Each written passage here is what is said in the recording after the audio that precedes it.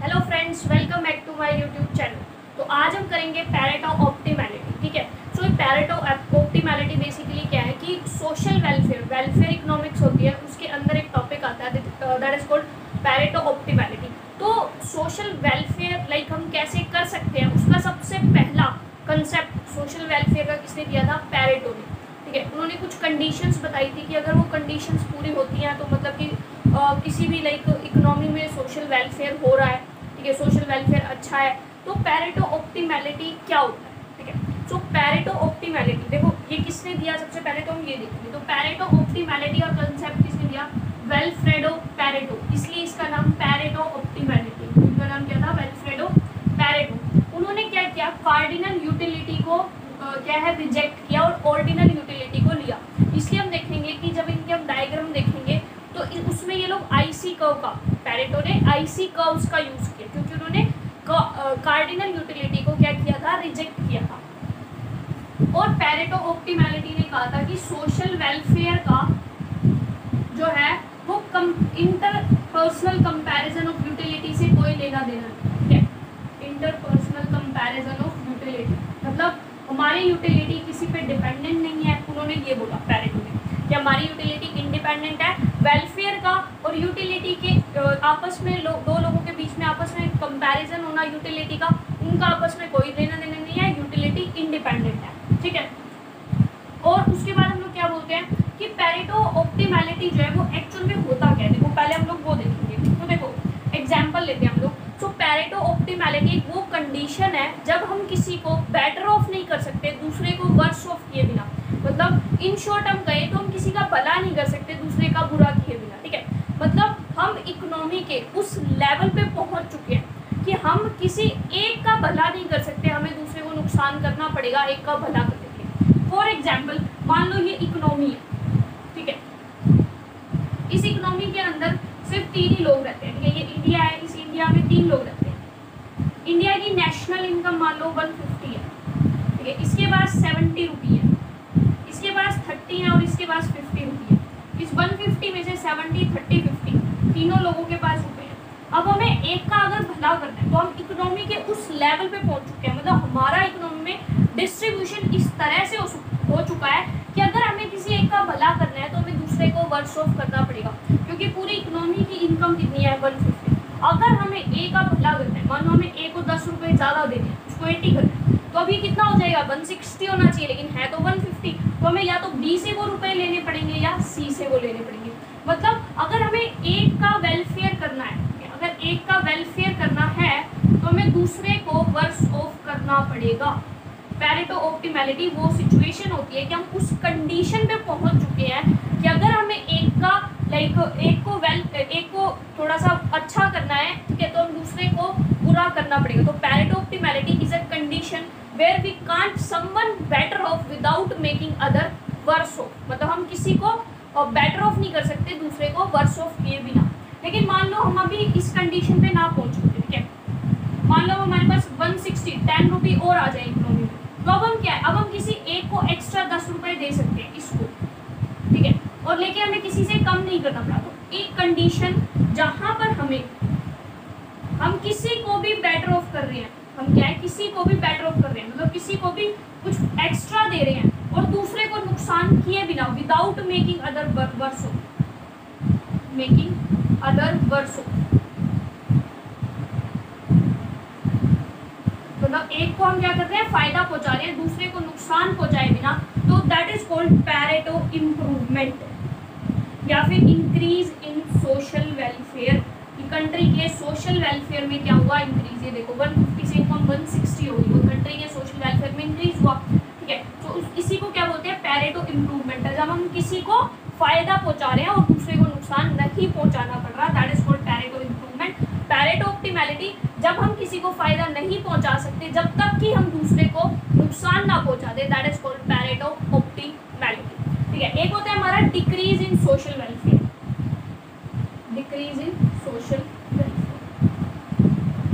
तो ये decrease in social welfare क्या होता है कि अब क्या होगा कि हम इनमें से कोई एक क्या हो जाए? वर्स ऑफ हो जाए, एक को नुकसान हो जाए लेकिन दूसरे को फायदा ना हो। ये सोसाइटी में 3 लोग हैं, ये इकोनॉमी में 3 लोग हैं, एक को नुकसान हो जाए, मान लो इसको 10 रुपये का नुकसान हो गया, इकोनॉमी की जो इनकम थी वो 140 हो गई, इसको 10 का नुकसान हो गया, इकोनॉमी की इनकम 140 हो गई, तो क्या है, एक क्या हुआ, वर्स ऑफ, लेकिन किसी और को फायदा नहीं हुआ।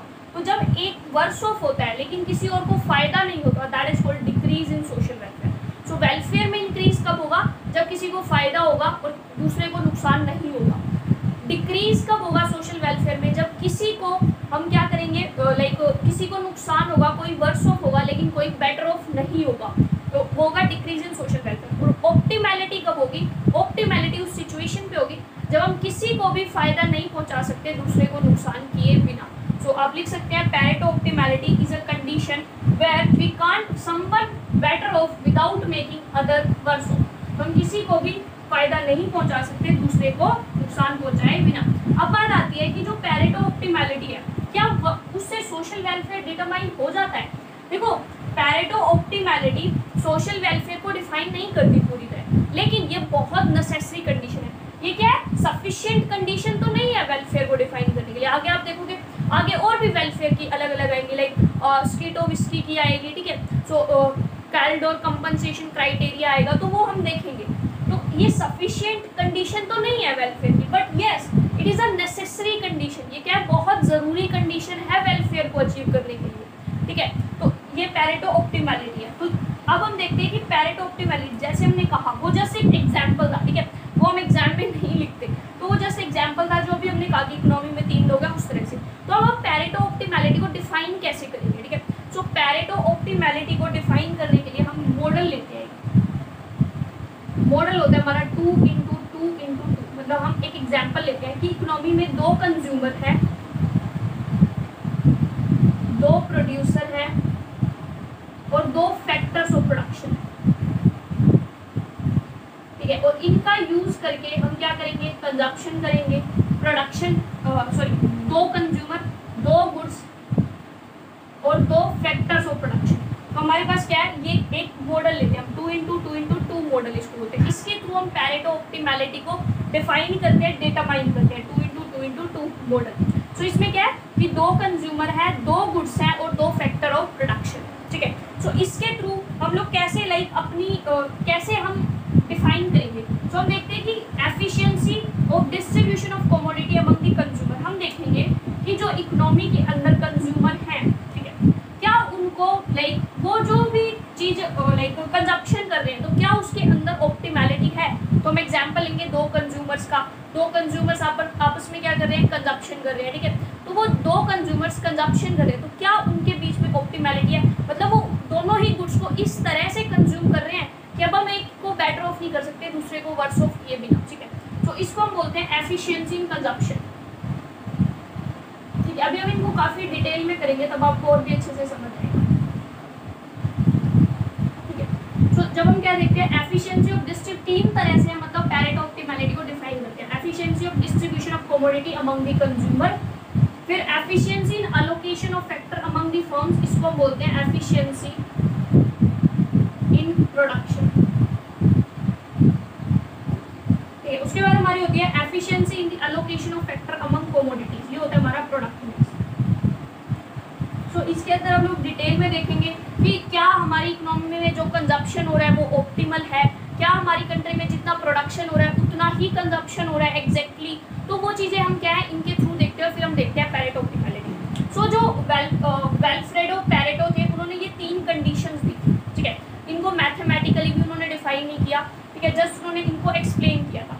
लेकिन इसके बाद क्या हुआ कि ये जो इकोनॉमिस्ट आए, हिक्स और लर्नर, उन्होंने इन तीनों कंडीशंस के अलावा 4 और कंडीशंस ऐड की।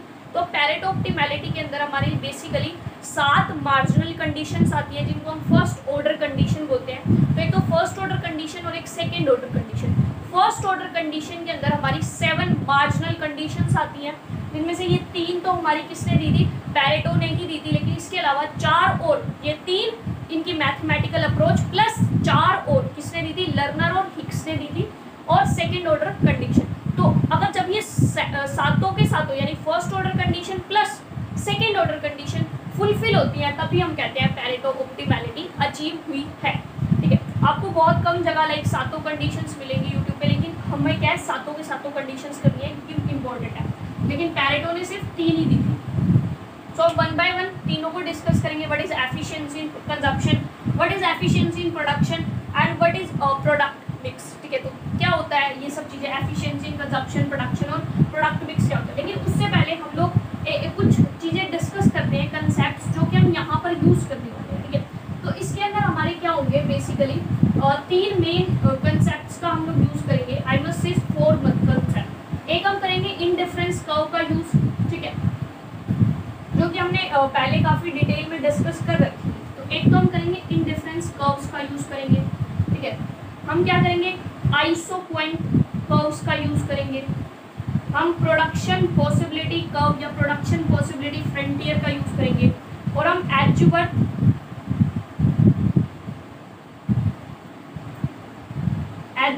बॉक्स डायग्राम का यूज़ करेंगे। आपको आईसी, आइसो पॉइंट और पीपीसी तो पता होगा, नहीं पता तो आप लास्ट वीडियोस में जाके देख सकते हैं।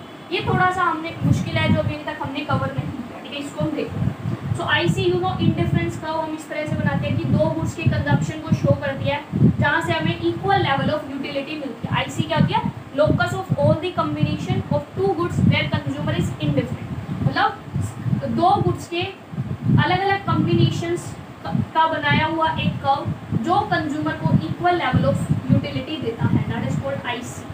आईसी1, आईसी2। और हमने लाइक वो पढ़ी थी इसकी प्रॉपर्टी की, higher IC gives higher satisfaction. Higher IC gives higher satisfaction. ये चीज़ें तो आपको अच्छे से आती होंगी, लाइक हमने लास्ट वीडियोस में भी करी है, तो आप लास्ट वीडियोस में जाके इंडिफरेंस कर्व देख सकते हैं अगर आपको नहीं आती तो। ठीक है, आइसो पॉइंट हमारी क्या होती है, आइसो पॉइंट हमारी 2 फैक्टर्स ऑफ प्रोडक्शन का यूज करते हैं हम लोग। ठीक है, तो हम 2 फैक्टर्स ऑफ प्रोडक्शन के अलग अलग कॉम्बिनेशंस को यूज कर रहे हैं, दैट इज लेबर और कैपिटल। ठीक है, मान लो हम प्रोडक्शन कर रहे हैं, उसमें हम एक लेबर लगा रहे हैं और उसमें कैपिटल लगा रहे हैं। ठीक है, labour 1 unit, capital 10 unit, labour 2 unit, capital 8 unit. तो इस तरह अलग अलग कॉम्बिनेशंस को लेबर और कैपिटल के जब हम एक कर्व पे प्लॉट करते हैं और वो सभी कॉम्बिनेशन इक्वल लेवल ऑफ क्या देते हैं, हमें आउटपुट देते हैं। कि अगर हम 1 लेबर और 10 कैपिटल लगाएं तब भी मानो हमें 50 यूनिट प्रोडक्शन मिलेगा। अगर हम ये कॉम्बिनेशन लगाएं तो भी 50 यूनिट का प्रोडक्शन मिलेगा। ठीक है, सेम। सो ये क्या आइसो पॉइंट क्या होता है। ठीक है, तो हम यहाँ पर क्या लेंगे, लेबर कैपिटल। आइसो पॉइंट क्या है, लोकस है उन सभी कॉम्बिनेशंस का 2 फैक्टर्स ऑफ प्रोडक्शन के जो हमें इक्वल लेवल ऑफ क्या देते हैं, आउटपुट देते हैं। ठीक है, तो ये हो गया क्यू, Q1, ये Q2। सेम प्रॉपर्टी इसमें भी होती है हमारी कि higher the iso point gives higher the output. जितनी आगे आइसो पॉइंट जाती जाएगी हमें उतना ही ज़्यादा आउटपुट मिलता जाएगा। ठीक है, तो ये होती है हमारी आइसो पॉइंट। अगेन अगर आपको नहीं आती आप लास्ट वीडियो में देख सकते हैं। पीपीसी, प्रोडक्शन पॉसिबिलिटी कर्व, ये क्या होती है, ये हमें प्रोडक्शन दिखाती है। ठीक है, प्रोडक्शन दिखाती है हमें 2 गुड्स का, 2 गुड्स के प्रोडक्शन को ये कर्व शो करती है। तो ये हमारी किस तरह गुड एक्स और गुड वाई। तो ये हमारी क्या है, ये हमारी प्रोडक्शन पॉसिबिलिटी कर्व है। ठीक है, एडवर्थ बॉक्स डायग्राम में भी हम देखते हैं। आईसी का स्लोप क्या होता है, we all know MRS, marginal rate of substitution. Iso point का स्लोप क्या होता है, MRTS, marginal rate of technical substitution. और इसका क्या होता है, MRT, marginal rate of transformation. ठीक है, और एडवर्थ अभी हम देखने वाले हैं। तो ये इनके स्लोप्स हो गए। देखो ये जो हमारा लाइक पैरेटो ऑप्टिमैलिटी है, इसमें आपको पुराने सारे कंसेप्ट अच्छे से आने चाहिए, तभी आप पैरेटो ऑप्टिमैलिटी को समझ सकते हैं। तो अगर आपको इन सब कंसेप्ट्स में डाउट है तो आप लास्ट वीडियोस में जाओ, माइक्रो इकोनॉमिक्स जो HL ऊर्जा वाली प्लेलिस्ट है, आप वहाँ पर जाके इन सभी कंसेप्ट्स को डिटेल में देख सकते हो कि what is IC, what is iso point, what is PPC, क्योंकि इनके बिना ये हमारा पैरेटो ऑप्टिमैलिटी नहीं हो पाएगा। ठीक है, तो अब हम देखते हैं अपना एडवर्थ बॉक्स डायग्राम। ठीक है, इसको थोड़ा हम डिटेल में करेंगे।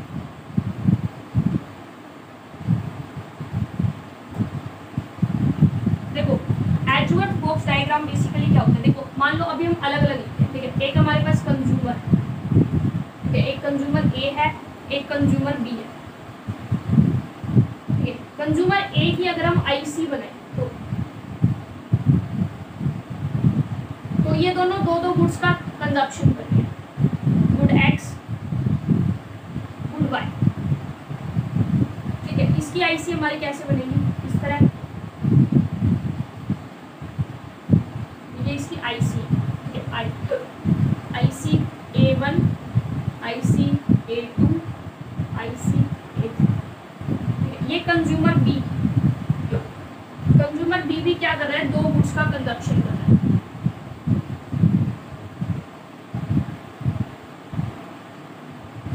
सेम इसकी भी ये आईसी है, IC1, IC2, IC3, ICB1, ICB2 और ICB3, ठीक है। तो ये दोनों की क्या है, इंडिफरेंस कर्व। तो ये कंज्यूमर ए का है, ये कंज्यूमर बी का है। जब हम कंज्यूमर ए के इंडिफरेंस कर्व्स को और कंज्यूमर बी के इंडिफरेंस कर्व्स को एक ही डायग्राम के अंदर रेक्टेंगुलर बॉक्स की फॉर्मेट में दिखा दे, that is called Edgeworth box diagram. देखो कैसे दिखा सकते हैं हम लोग, ठीक है। ये हमारा क्या है, रेक्टेंगल का बॉक्स, ठीक है, रेक्टेंगुलर बॉक्स, ठीक है।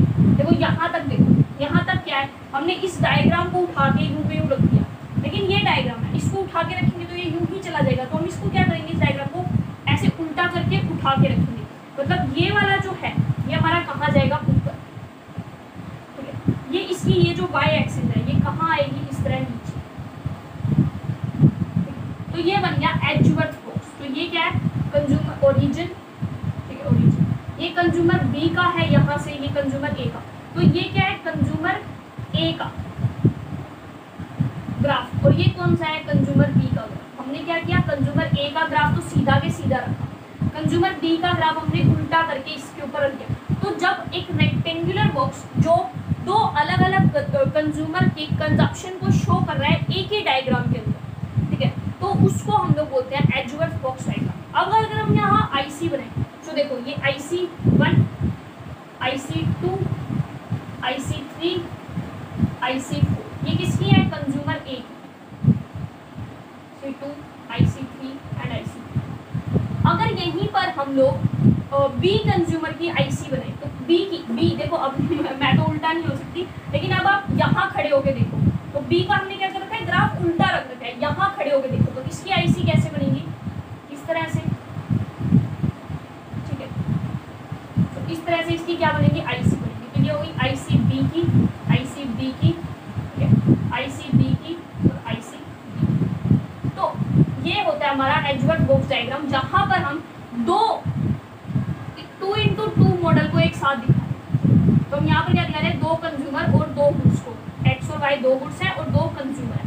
अगर हम 2 कंज्यूमर और 2 फैक्टर्स ऑफ प्रोडक्शन को दिखाएं, 2 प्रोड्यूसर और 2 फैक्टर्स ऑफ प्रोडक्शन को दिखाएं, वो भी हो सकता है, ठीक है। तो जब हम 2x2 मॉडल को एक ही ग्राफ के अंदर दिखा रहे हैं, that is called Edgeworth box diagram, ठीक है। अब ये एडजवर्थ बॉक्स डायग्राम हमारा इस तरह से होता है। एडजवर्थ बॉक्स डायग्राम में हमें क्या दिखा है कि एक कंज्यूमर की आईसीज तो हमें क्या दिख रही है, कॉन्वेक्स टू ओरिजिन, जो कि होती है, ठीक है, आईसीज कॉन्वेक्स टू ओरिजिन। ए की आईसी हमें कैसी दिख रही है, कॉन्वेक्स टू ओरिजिन। लेकिन हम यहाँ खड़े होकर देखें तो हमें बी की आईसी कैसी दिख रही है, कॉनकेव टू ओरिजिन, क्योंकि बी की आईसी कैसी इस तरह से आ रही है, ठीक है, कॉनकेव दिख रही है। लेकिन हम बी के पर्सपेक्टिव से देखें, बी का ग्राफ तो क्या है, यहाँ खड़े होकर बना है, ठीक है, यहाँ खड़े होकर देखें। तो अगर इस ग्राफ को इस तरह देखा जाए, ये ओरिजिन पॉइंट है, सो तब तो ये क्या है, कॉन्वेक्स टू ओरिजिन है ना। सो इसमें हम लोग ये कुछ क्वेश्चंस होते हैं जो 1 मार्क्स में आ सकते हैं कि जो एडजवर्थ बॉक्स डायग्राम है उसमें एक कंज्यूमर की कॉन्वेक्स टू ओरिजिन होती है, दूसरे की सीम्स लगती है कि कॉनकेव है, बट इन रियलिटी वो उस कंज्यूमर के लिए कॉन्वेक्स टू ओरिजिन ही होती है हमारी आईसी कर्व, ठीक है। तो इस तरह आप बता सकते हो। तो ये होता है हमारा एडजवर्थ बॉक्स डायग्राम। आई होप आपको क्लियर, ठीक है। अब हम शुरू करेंगे हमारा मेन कंसेप्ट पैरेटो ऑप्टिमैलिटी।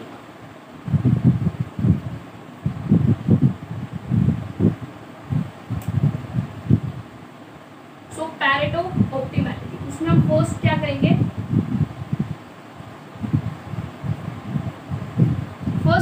हम एफिशिएंसी इन कंजप्शन।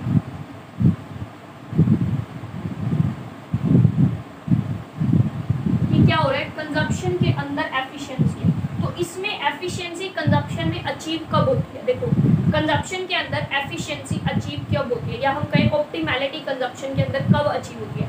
तो एक एग्जांपल लो, देयर आर 2 कंज्यूमर्स, तो बेसिकली यहाँ 2 × 2 सिर्फ 2 हमारे पास, और 2 गुड्स हैं,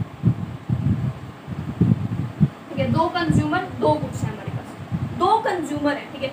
suppose consumer A consumer B, ये क्या है कंज्यूमर, और हमारे पास 2 क्या है goods, good X and good Y. यहाँ ए कंज्यूमर का बी कंज्यूमर का, ए कंज्यूमर के इंडिफरेंस कर्व, बी कंज्यूमर के इंडिफरेंस कर्व, ठीक है। मैंने अलग अलग कलर से बना दिए ताकि आप लोगों को लाइक इजीली समझ में आ जाए। तो ए के कंज्यूमर के आईसी हमारे कैसे है, ब्लैक वाले से, this is IC1 of consumer A, IC2, IC3, IC4 and IC5, ठीक है। तो ये हमारा क्या हो जाएगा, मैंने नाम उल्टे रख दिए, ठीक है। तो ये हमारा क्या है, IC1, IC2, IC3, IC4 and IC5, इसके कंज्यूमर ए के। और ये वाले बी के आईसी कौन से, IC1, IC2, IC3, IC4 and IC5। और जैसे कि आपको पता है higher the IC gives higher the satisfaction, consumer A के लिए सेटिस्फेक्शन किस तरह जा रहा है, तो ये वाली कम सेटिस्फेक्शन दे रहा है कंज्यूमर ए को, उससे ज़्यादा ये दे रहा है, उससे ज़्यादा ये, उससे ज़्यादा ये और इससे ज़्यादा ये। कंज्यूमर बी को सबसे कम सेटिस्फेक्शन यहाँ पर इस वाली IC1 ब्लू वाली से, उससे कम IC, उससे ज़्यादा IC2 पर, उससे ज़्यादा सेटिस्फेक्शन IC3 पर, उससे ज़्यादा सेटिस्फेक्शन IC4 पर और उससे ज़्यादा IC5 पर। बात आती है कि जो कंज्यूमर है वो एफिशिएंसी कब होगी, कंजप्शन में एफिशिएंसी कब होगी, मतलब ऑप्टिमैलिटी कब आएगी कंजप्शन के अंदर। तो जैसे कि हमने देखा कि जब आप एक को बेटर ऑफ नहीं कर सकते दूसरे को वर्स ऑफ किए बिना, तब हमारी क्या आती है, जो है ऑप्टिमैलिटी अच्छी होती है। तो ये जो पॉइंट्स होते हैं जहाँ पर हमारी दोनों कंज्यूमर की आईसी टेंजेंट होती है, वो हमारा कहलाते हैं कंज्यूमर ऑप्टिमैलिटी के पॉइंट। मतलब ये है हमारी कंज्यूमर एफिशिएंसी, कंज्यूमर ऑप्टिमैलिटी के पॉइंट कौन कौन से, जहां हमारी ये टेंजेंट हो रही है, tangent A B C D E।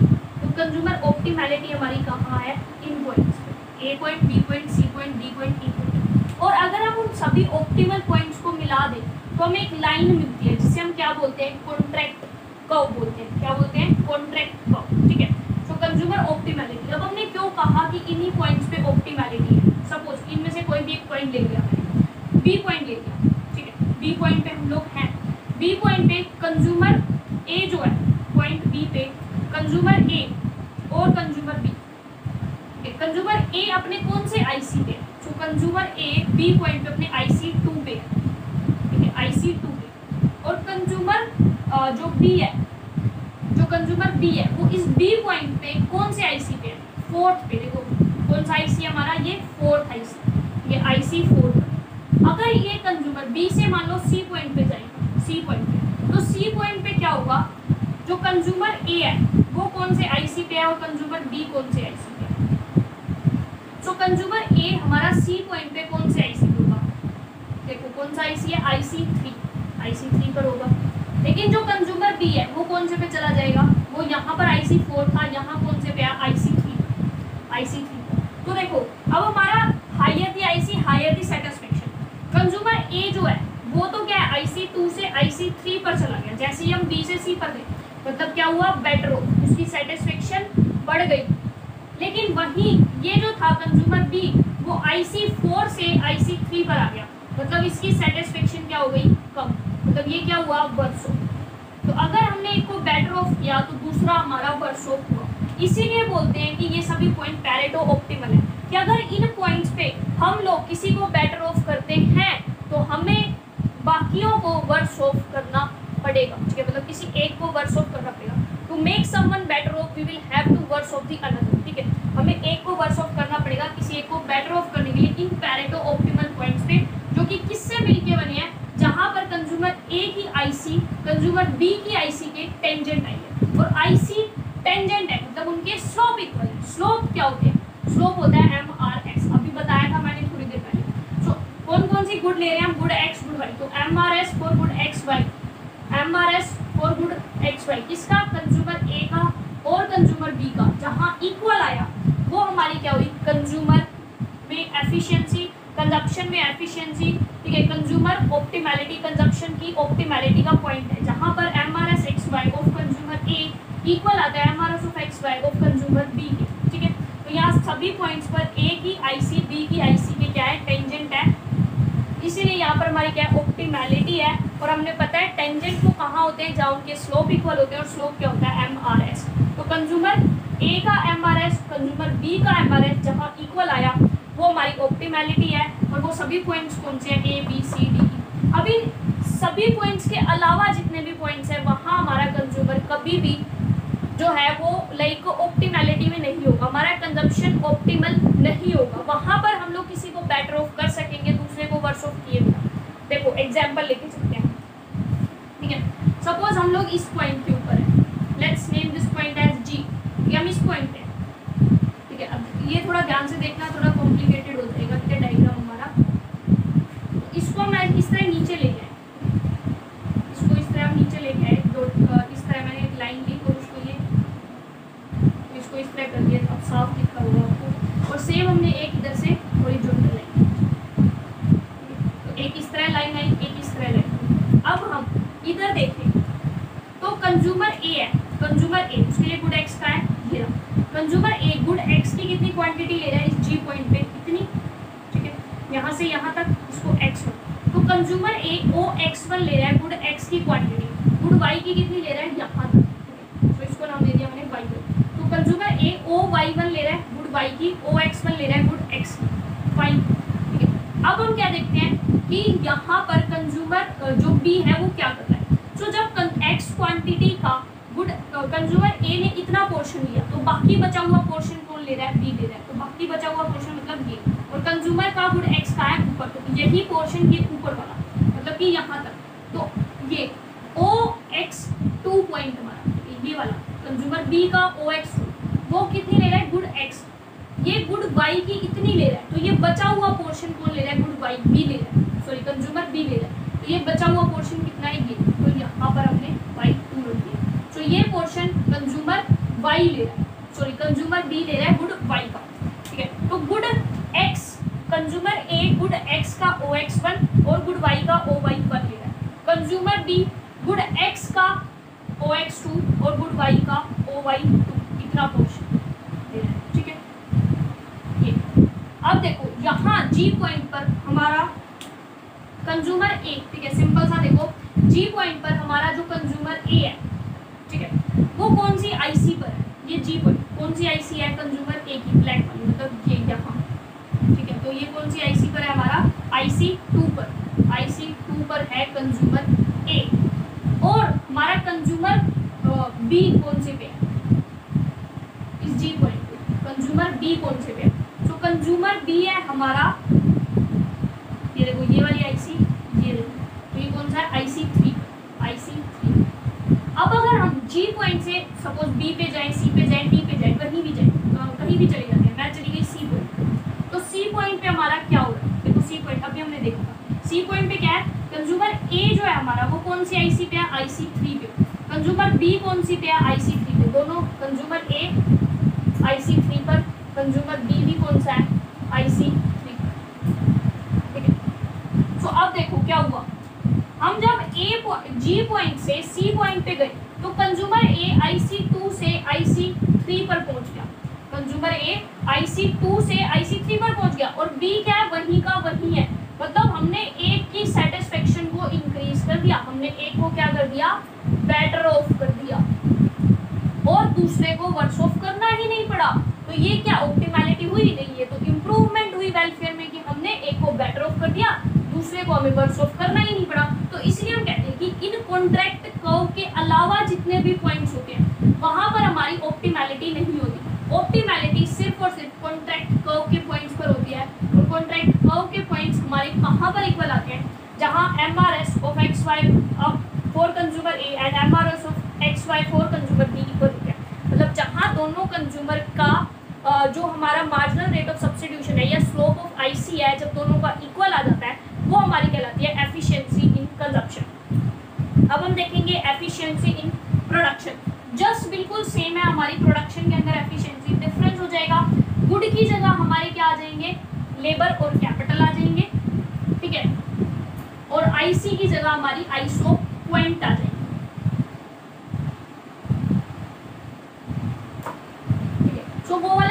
भी अब मैं जल्दी से बना लेती हूँ ताकि हमारा ये इजीली हो सके, ठीक है। तो वो डायग्राम मैं जल्दी बना लेती हूँ जिससे कि हमारा फटाफट हो जाएगा, क्योंकि डायग्राम और एक्सप्लेनेशन बिल्कुल सेम है दोनों की। सो ये है हमारा डायग्राम। जब हम देखेंगे allocation of factor among the firm, कि फर्म के बीच में अलोकेशन किस तरह से होता है, तो देखो बिल्कुल सेम है। द डिफरेंस इज वहाँ पर 2 कंज्यूमर थे, यहाँ 2 फर्म है, फर्म ए फर्म बी, बस, ठीक है। वहाँ आईसीडी, यहाँ आइसोक्वेंट है।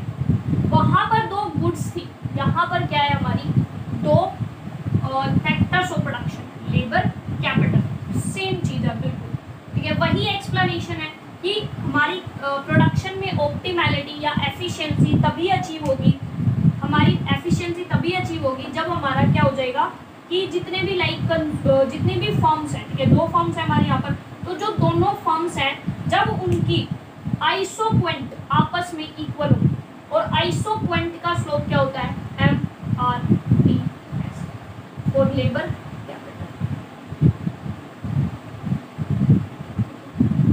कैपिटल, MRTS ये किसका ले लिया, ए का, ये बी का। तो जहां पर दोनों ही फर्म की आइसोक्वेंट आपस में इक्वल होंगी, वहां हमारी ऑप्टिमैलिटी अचीव होगी। और हमारा इक्वल का मतलब है जहां पे दोनों टेंजेंट होंगी, टेंजेंट का मतलब उनके स्लोप इक्वल होने चाहिए, और स्लोप क्या होता है आइसोक्वेंट का, MRTS। तो जहां पर MRTS जो है फर्म ए का इक्वल होगा MRTS फर्म बी के फॉर लेबर एंड कैपिटल, वहां पर हमारी क्या होगी, ऑप्टिमैलिटी अचीव होगी, किसके अंदर, प्रोडक्शन के अंदर, ठीक है। और इन सब पॉइंट्स को जब हम जोड़ देंगे तो वो हमारी वही कॉन्ट्रैक्ट कर्व बनेगी, ठीक है। ये कॉन्ट्रैक्ट कर्व के सारे पॉइंट्स प्रोडक्शन ऑप्टिमैलिटी को शो करेंगे। अगेन वही चीज, इन पॉइंट्स के बाहर कोई भी पॉइंट लो, सपोज मैंने यहाँ पर वही G पॉइंट लिया, तो वो क्या है हमारा ऑप्टिमैलिटी से बाहर होगा। रीजन आप वही सेम दे सकते हो, इस लाइन को फिर से नीचे मिलाना, इसको ऊपर मिलाना, नीचे। वहां पर हमने कहा था कि कंज्यूमर कंजप्शन कर रहा है, यहाँ हम कहेंगे कि जो फर्म है वो फर्म ए वो गुड, वो लेबर की XOL1 क्वांटिटी यूज कर रही है, कैपिटल की OK1 क्वांटिटी यूज कर रही है फर्म ए, और फर्म बी लेबर की इतनी ए ने करी तो बची हुई कौन करेगा, बी करेगी, मतलब ये। तो OL2 यानी या BL2 फर्म बी यूज कर रही है लेबर की, और इतनी कैपिटल ए ने यूज करी, तो बचा हुआ पोर्शन मतलब ये वाला पोर्शन कौन यूज करेगा, फर्म बी यूज करेगी, ठीक है। और अगर हम इस पॉइंट से इधर की तरफ मूव करें तो हमारा क्या हो रहा है, वेलफेयर के अंदर इंक्रीमेंट हो रहा है, या इधर तक भी मूव करें, तो इसलिए हमारे जो भी कॉन्ट्रैक्ट कर्व के अलावा पॉइंट्स हैं वो पैरेटो ऑप्टिमैलिटी के नहीं है, प्रोडक्शन में ऑप्टिमैलिटी को शो नहीं कर रहे, वो सिर्फ और सिर्फ हमारे ये कॉन्ट्रैक्ट कर्व वाले पॉइंट्स जहाँ पर दोनों की आइसो पॉइंट इक्वल आती हैं, सिर्फ वो पॉइंट्स ही हमारे क्या होते हैं, ऑप्टिमैलिटी को शो करते हैं। तो ये थी हमारी सेम थी कंजप्शन की तरह, तो इसमें इसलिए मैंने ज़्यादा एक्सप्लेन नहीं किया। तो ये हमारी क्या है, प्रोडक्शन के अंदर एफिशिएंसी कैसे आती है, या हम इसको बोलते हैं allocation of factor among the firm. अब जो थर्ड हमारे पास आती है वो देखो, ठीक है। थर्ड में बेसिकली क्या है कि वो होती है एफिशिएंसी इन प्रोडक्ट मिक्स। देखो क्या है एफिशिएंसी इन प्रोडक्ट मिक्स, ये बेसिकली क्या कहता है, ये कहता है कि जितना प्रोडक्शन हो रहा है, जितना प्रोडक्शन हो रहा है उतना ही जो है डिमांड होनी चाहिए, मतलब उतना ही कंजप्शन होना चाहिए इकोनॉमी के अंदर। जितना प्रोडक्शन है उतना ही कंजप्शन होगा, तब हम कहेंगे ऑप्टिमैलिटी आ रही है, मतलब जितना बन रहा है उतना ही कंज्यूम हो रहा है, एज सिंपल एज दैट। तो हम बोलेंगे कि ऑप्टिमैलिटी है, ठीक है। और प्रोडक्शन हम लोग किसके थ्रू शो करेंगे, PPC के थ्रू शो करेंगे, प्रोडक्शन पॉसिबिलिटी कर्व के थ्रू। और हमारा जो लाइक कंजप्शन होता है वो किससे, IC कर्व से, जिसको हम बोलते हैं इंडिफरेंस कर्व, ठीक है। तो सपोज हम लोग डायग्राम कैसे बनाएंगे,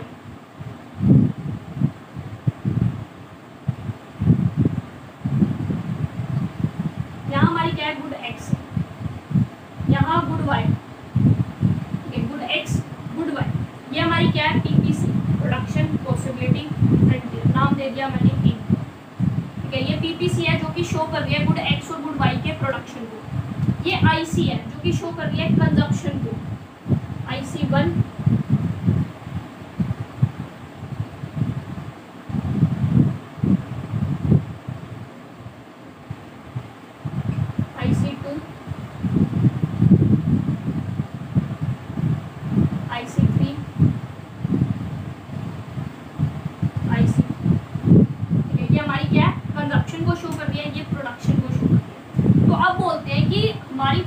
मिक्स में एफिशिएंसी तब आती है जब जितना कंजप्शन है वो एग्जैक्टली इक्वल होना चाहिए प्रोडक्शन की। ठीक है, तो यहाँ देखो कंजप्शन क्या है, ज़्यादा, कंजप्शन ज़्यादा, कंजप्शन और प्रोडक्शन आपस में इक्वल कहाँ है, यहाँ इक्वल, तो वो यहाँ भी है और यहाँ भी है। लेकिन हमको पता है higher the IC higher the satisfaction. भाई जब हमें इक्वालिटी ज़्यादा सेटिस्फेक्शन पे मिल रही है तो हम थोड़ी सेटिस्फेक्शन पे क्यों रहेंगे, नहीं रहेंगे। तो हम कहाँ जाएंगे, ज़्यादा सेटिस्फेक्शन पे जाएंगे। जब हम ज़्यादा सेटिस्फेक्शन पे भी एफिशिएंसी अचीव कर सकते हैं तो हम छोटी सेटिस्फेक्शन पे क्यों रहें, तो हम क्या करेंगे, ऊपर वाली पे जाएंगे। ठीक है, तो IC3 के ऊपर, ठीक है, IC3 के ऊपर हमें क्या मिल रहा है, यहाँ। ठीक है, तो मतलब हमारी इकोनॉमी में गुड X का कंजप्शन होगा OX यूनिट और गुड Y का होगा OY यूनिट प्रोडक्शन, और इतना ही कंजप्शन होगा, इतना ही जो है इकोनॉमी में प्रोडक्शन होगा। सो एफिशिएंसी प्रोडक्ट मिक्स में तब आती है जब कंजप्शन इक्वल होता है हमारे प्रोडक्शन के, जितना कंजप्शन हो रहा है उतना प्रोडक्शन। अब PPC का स्लोप और IC का स्लोप आपस में क्या है, इक्वल। PPC का स्लोप और IC का स्लोप आपस में क्या है, इक्वल है। सो PPC का स्लोप क्या होता है, MRT ऑफ XY, M, और हमारा IC का स्लोप क्या होता है, MRS ऑफ गुड XY। तो हमारी efficiency in product mix achieve होती है जब MRT for XY is equal to MRS for XY होता है। इसका हम एग्जांपल ले सकते हैं। देखो मान लो प्रोडक्शन हो रहा है,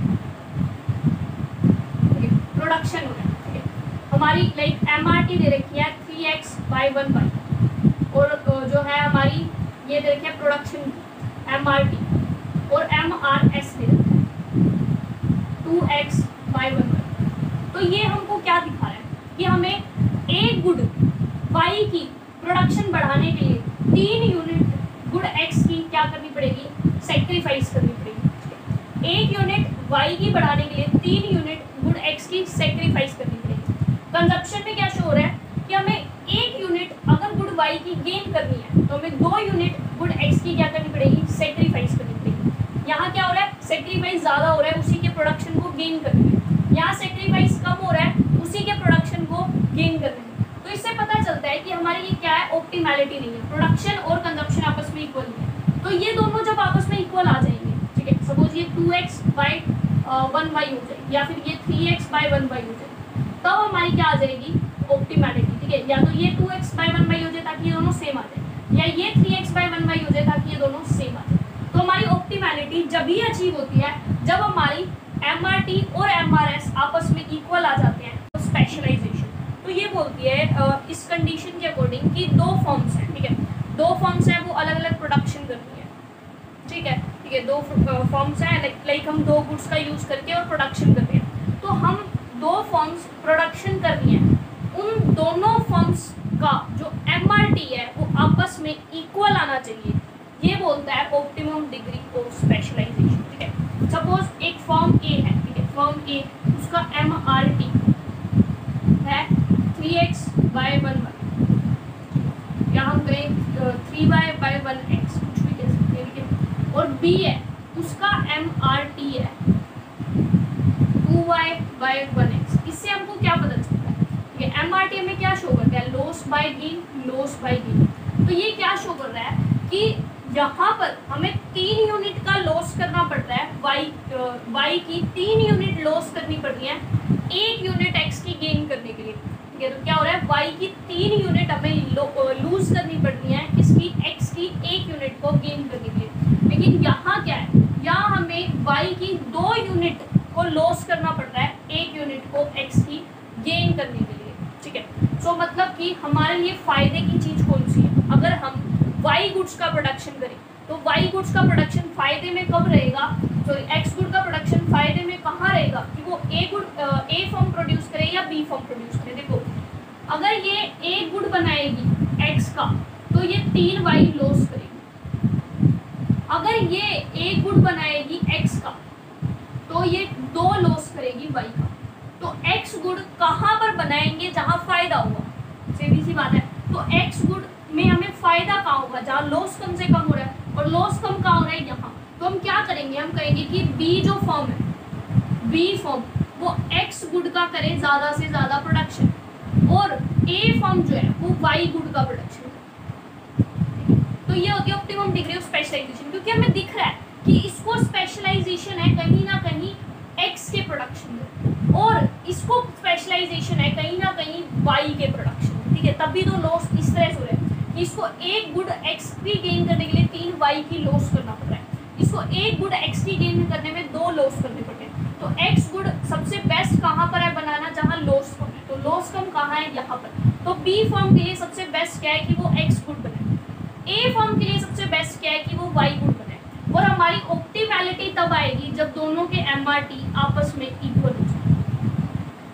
MRT of X Y for firm A and for firm B जब इक्वल हो जाएंगे तब हम कहेंगे कि हमने स्पेशलाइजेशन को अचीव कर लिया। अब ऐसा नहीं है कि कोई फॉर्म ज़्यादा स्पेशलाइज्ड है कोई ज़्यादा, ठीक है। अब क्या होगा, अब मान लो दोनों का 1-1 हो गया, 1x/1y, ठीक है, या 1y/1x और 1y/1x।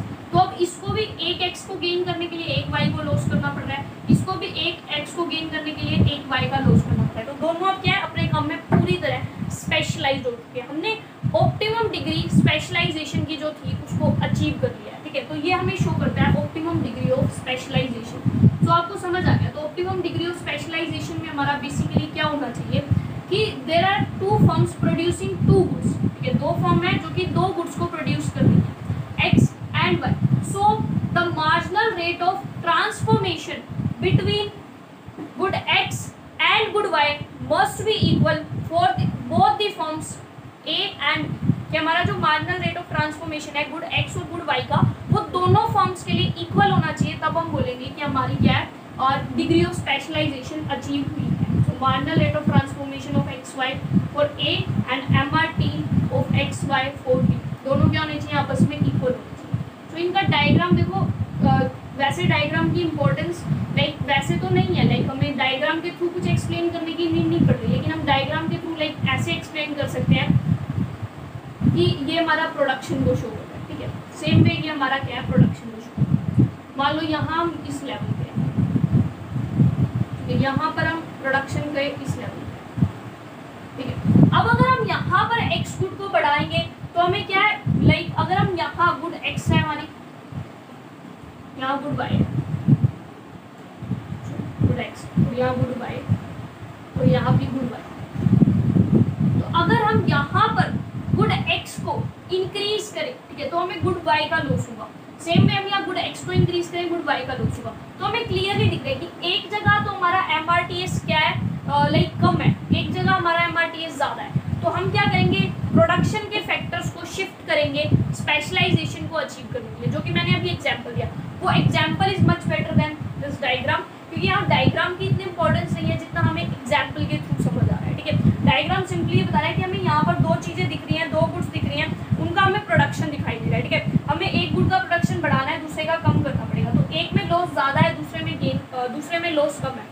तो जिसके को लॉस कम करना पड़ रहा है वो क्या है, उस गुड को प्रोडक्शन में लाइक वो स्पेशलाइज है, तो हम कहेंगे कि भाई तू उस गुड्स का प्रोडक्शन कर, और दूसरे को कहेंगे तू उस गुड का, जैसे हमने भी फॉर्म ए और फॉर्म बी का एग्जाम्पल लिया, ठीक है। अब है हमारी ऑप्टिमम फैक्टर प्रोडक्ट रिलेशनशिप। ये क्या बताता है, ये देखो फैक्टर और प्रोडक्ट के बीच का रिलेशनशिप हमको क्या बता रहा है, फैक्टर और प्रोडक्ट। हमने फैक्टर लिया लेबर, हम लेबर को यूज कर रहे हैं, और प्रोडक्शन हमारा हो रहा है प्रोडक्ट, ठीक है। तो ये है फॉर्म ए अगेन, ठीक है, ये क्या है फॉर्म बी,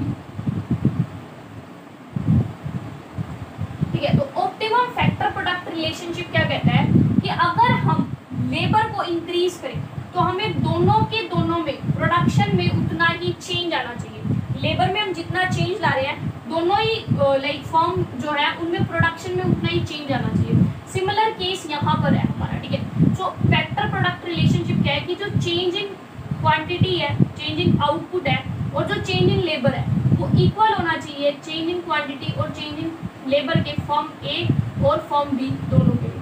कि फॉर्म ए का भी change in output divided by change in labour, change in output divided by change in labour, इसको हम देखो MPL भी बोल सकते हैं, ये भी MPL बोल सकते हैं, फॉर्म डी का फॉर्म ए का। तो marginal productivity of labour for firm A must be equal to marginal productivity of labour for firm B.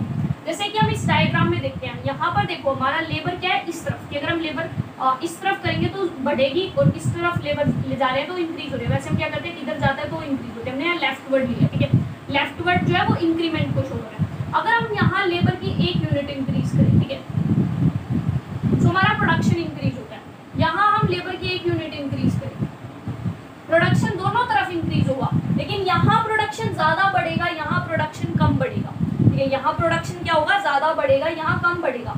तो यहाँ पर क्या है हमारी बेसिकली कि यहाँ पर अगर हमें change in Q by change in L, मान लो वो दे रखा है 3/1, ठीक है, और यहाँ change in Q by change in L वो दे रखा है लाइक हमारा 4/1, ठीक है। तो मतलब अगर हमें लाइक लेबर को इंक्रीज करना है, ठीक है, लेबर को हमने 1 यूनिट से इंक्रीज किया तो हमारी क्वांटिटी में चेंज आया 3 यूनिट्स का। यहाँ अगर हमने लेबर को 1 यूनिट से चेंज किया तो मान लो हमारा क्वांटिटी में चेंज आया 2 का, ठीक है। तो यहाँ पर क्या है, यहाँ हमारा आउटपुट ज्यादा बढ़ रहा है, यहाँ हमारा आउटपुट कम बढ़ रहा है। तो हम क्या करेंगे, यहाँ आउटपुट ज्यादा है, मतलब यहाँ 1 लेबर लगाएंगे तो 3 यूनिट का प्रोडक्शन, यहाँ 1 लेबर लगाएंगे तो 2 यूनिट का प्रोडक्शन।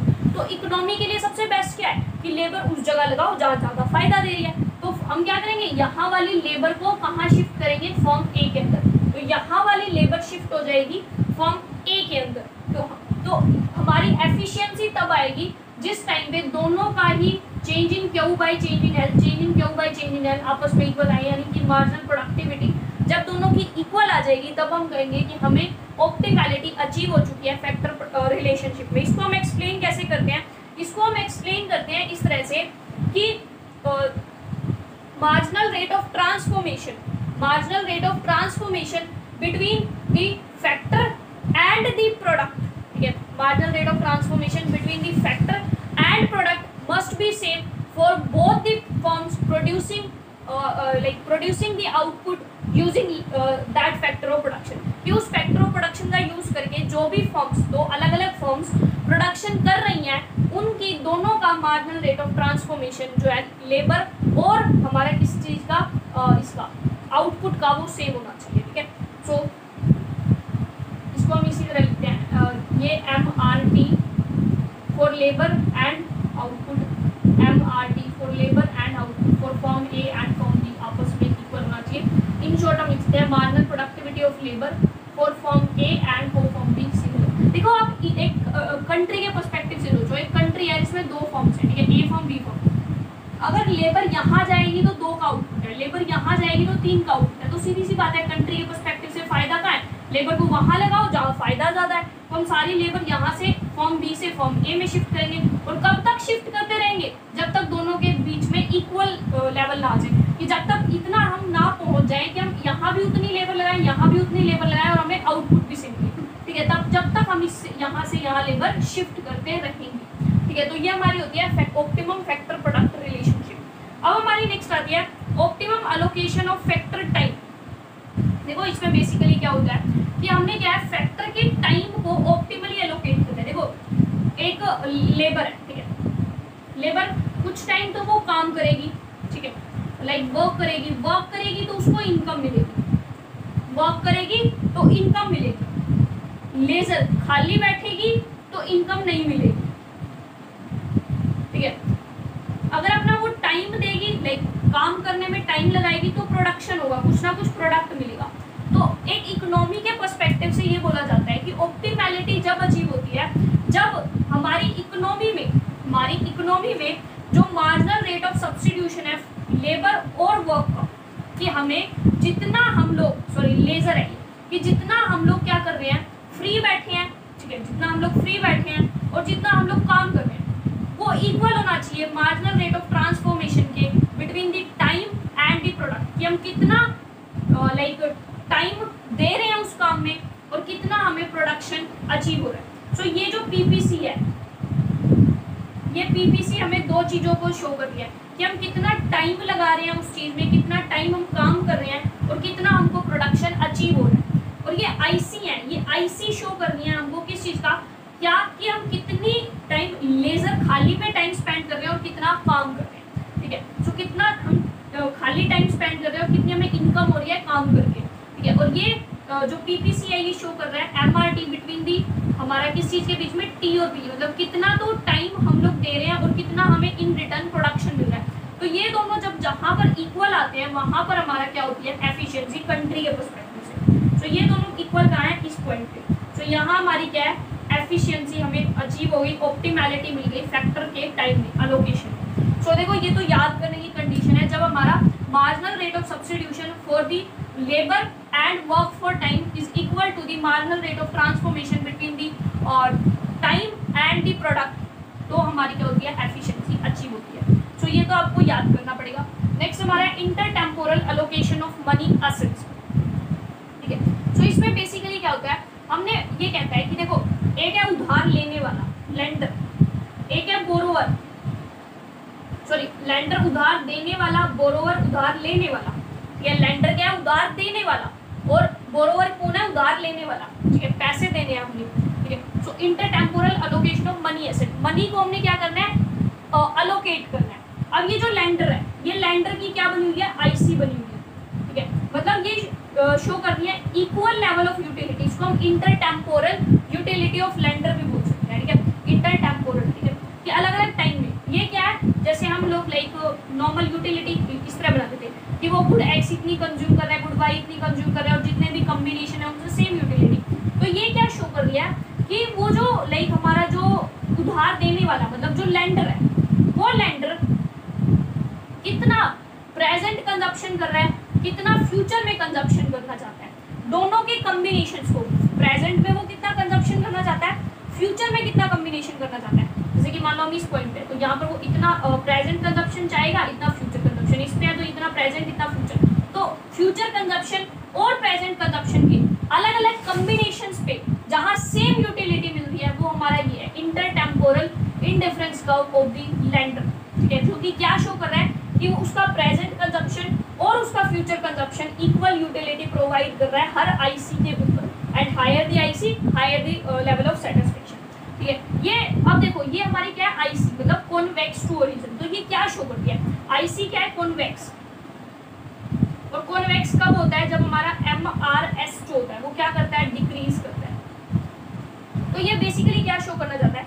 कि एक लेंडर है ना, वो अपने लाइक प्रेजेंट कंजप्शन को कम से कम छोड़ना चाहेगा फ्यूचर कंजप्शन को इंक्रीज करने के लिए। मतलब कि एक लेंडर चाहेगा जैसे जैसे टाइम बढ़ता जाएगा वो अपने प्रेजेंट कंजप्शन को कम छोड़ना चाहता है, मतलब वो चाहता है कि मैं प्रेजेंट में ज़्यादा कंजप्शन करता जाऊँ, उसकी लाइक उसको प्रेजेंट कंजप्शन करने के लिए उसकी नीड बढ़ती जाती है, जैसे हमने थ्योरी ऑफ इंटरेस्ट में देखा, ठीक है। तो वो प्रेजेंट कंजप्शन करने के लिए ज़्यादा लाइक प्रेजेंट कंजप्शन की तरफ ज़्यादा मूव करने लगता है। तो उससे हम लोग बोलते हैं कि वो क्या हो रहा है बेसिकली कि वो प्रेजेंट कंजप्शन की तरफ ज़्यादा इंड्यूस होता है जैसे जैसे टाइम बढ़ता जाता है। इसीलिए हमारी क्या है, ये कॉन्वेक्स है आईसी, ठीक है। और ये क्या है हमारा, ये मतलब इन शॉर्ट वो फ्यूचर कंजप्शन को क्या करता है, फ्यूचर कंजप्शन को कम करता जाता है जैसे जैसे टाइम इंक्रीज होता है, वो प्रेजेंट कंजप्शन को बढ़ाना चाहता है, इसलिए हमारा एमआरएस डिक्रीज होता है और ये कॉन्वेक्स होता है। और ये जो पीपीसी है ये शो कर रहा है उधार लेने वाला, बोरोवर के उसको, ठीक है, बोरोवर कि वो बोरोवर कितना लेना चाहता है। तो अब यहाँ पर हमारी ऑप्टिमैलिटी अचीव होती है उस टाइम पर जब हमारी मार्जिनल रेट ऑफ ट्रांसफॉर्मेशन किसके बीच में, प्रेजेंट कंजप्शन और फ्यूचर कंजप्शन के बीच में, marginal rate of transformation between the future consumption and between present consumption and future consumption for the lender equal होगी मार्जिनल रेट ऑफ सब्स्टिट्यूशन बोलेंगे हम लोग। Marginal rate of substitution जब एक lender के लिए फ्यूचर कंजप्शन और प्रेजेंट कंजप्शन के बीच में इक्वल होगी, किसके, जो हमारा बोरोवर है उसकी उसके प्रेजेंट और फ्यूचर कंजप्शन के एमआरटी के बीच, ठीक है। तो बेसिकली क्या है, MRS of between the present and future consumption, ठीक है। ये वैसे कोई साइन नहीं होते बट मैं जस्ट वैसे, MRS between present and future consumption for the lender must be equal to MRT between present and future consumption for the borrower, ठीक है। तो जो उधार लेने वाला है उसका प्रेजेंट और फ्यूचर कंजप्शन की एमआरएस इक्वल होनी चाहिए जो उधार लाइक लेने वाला है उसके प्रेजेंट और फ्यूचर कंजप्शन के एमआरटी की, ठीक है। तो ये लेंडर उधार देने वाला, उधार लेने वाला, ये अगेन ये भी आपको थोड़ा सा कॉम्प्लिकेटेड है, याद करना पड़ेगा कि क्या किसके इक्वल होना चाहिए, ठीक है। तो आप कह सकते हो marginal rate of substitution between the present consumption and future consumption for the lender must be equal to marginal rate of transformation between the present consumption and future consumption for the borrower. तब हम कहेंगे कि हमारी जो है optimality achieve हो चुकी है। तो ये 7 कंडीशंस भी ऑप्टिमैलिटी के लिए, तो ये सातों मार्जिनल कंडीशन होती है first order condition. Second order condition रहती है, तो सेकेंड ऑर्डर कंडीशन बोलती है कि PPC must be concave to origin and IC must be convex to origin. Second order condition में सिर्फ इतना ही है कि आपने जो अभी तक जितनी भी पीपीसी बनाई, जितनी भी आईसी बनाई, सभी आईसी कॉन्वेक्स होनी चाहिए, सभी पीपीसी कॉनकेव होनी चाहिए। तब हम कहेंगे कि हम लोगों ने पूरी तरह पैरेटो ऑप्टिमैलिटी कर ली। 7 first order condition, 7 first order conditions and 2 second order conditions, तब हम बोलते हैं कि हमारी पैरेटो ऑप्टिमैलिटी का कंसेप्ट पूरा हो चुका है। So thank you so much for watching my video. Please like, share and subscribe the channel और अपने फ्रेंड्स के साथ ज़्यादा से ज़्यादा शेयर करें। Thank you so much, bye bye. और अगर आपको कोई डाउट है तो आप मेरे से कॉन्टैक्ट कर सकते हैं। आपको कॉन्टैक्ट नंबर, व्हाट्सअप नंबर नीचे दिया हुआ है और ईमेल आईडी पर भी कॉन्टैक्ट कर सकते हैं। Thank you so much, bye bye, मिलते हैं नेक्स्ट।